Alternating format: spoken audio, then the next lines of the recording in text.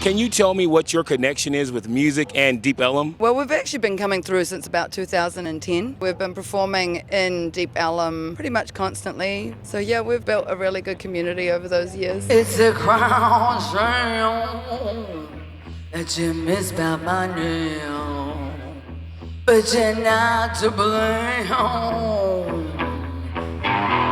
You're all the same, but I'm leaving again.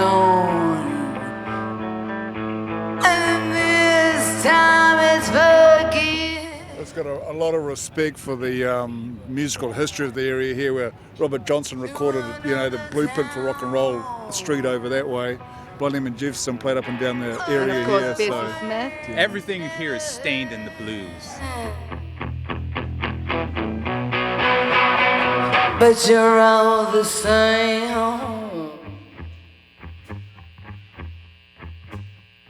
Nothing seems to change. Oh, I've tried many times.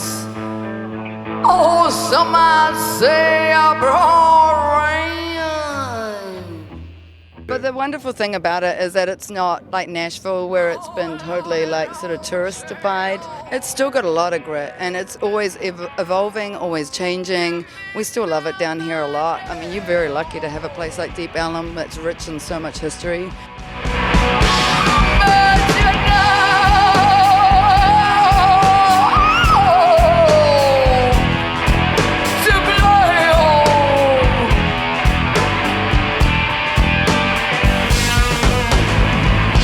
What do you think the effect of music is on culture and community within our society? I like to call it social healing. I think it's really important. It's a big connector. It's a big part of community.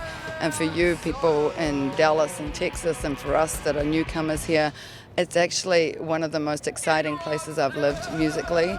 And your connection to music is something I've never seen before, actually. It's pretty cool. Magic.